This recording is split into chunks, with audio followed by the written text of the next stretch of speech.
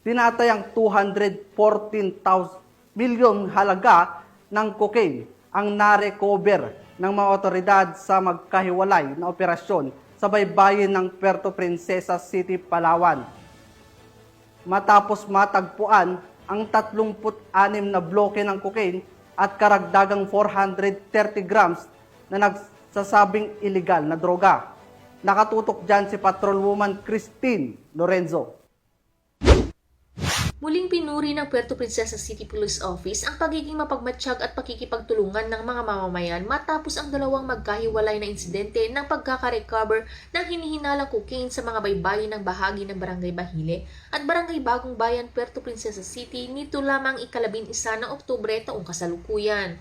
Batay sa ulat, bandang alas 10 pasado ng umaga hanggang 1:00 pasado ng hapon na recover ng mga tauhan ng Philippine Navy na nakatalaga sa Naval Detachment Oyster Bay, Barangay Bahile ng 36 na bloke ng hinihinalang cocaine na nakabalot sa asul at puting sako na tinatayang may bigat na 36 kilos at may halagang 214,416,800 pesos sa pamilihan.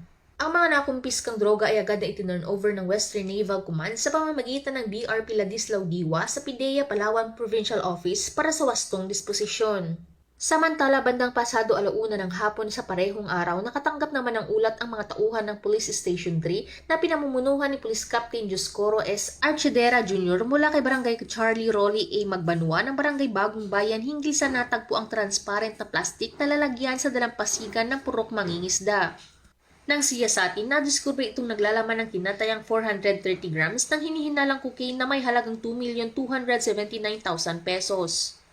Ayon sa ulat, isang lokal na mangingisda ang nakakita nito at agad na ipinaalam sa mga opisyal ng barangay upang maisauli sa mga otoridad. Patuloy na iniimbestigahan ng mga otoridad ang pinagmulan ng mga naturang droga na pinaniniwala ang may kaugnay sa operasyon ng mga international drug syndicates na gumagamit ng maritime routes na dumaraan sa katubigan ng Palawan. Sa mga nakalipas na linggo, ilang pakete rin ng hinihinalang cocaine at kush ang natagpuan sa iba't ibang bahagi ng baybayin ng lungsod at lalawigan. Pinuri ni Police Colonel Christine M. Tabdi, Acting City Director ng PPCPO, ang patuloy na kooperasyon ng mga mangingisda at mga residente sa mga coastal barangay na nagsisilbing mata at tainga ng batas. Anya, ang maagap na ulat at tamang aksyon ng mga mamamayan ay malaking tulong upang mapigilan ang pagkalat ng iligal na droga sa mga komunidad. Tinitiyak naman ng PPCPO ang patuloy nitong pagkikipag-ugnayan sa Philippine Navy, PIDEA at iba pang ahensya ng pamahalaan para sa mas pinaigting na pagbabantay sa mga katubigan at pagpapatupad ng kampanya laban sa iligal na droga.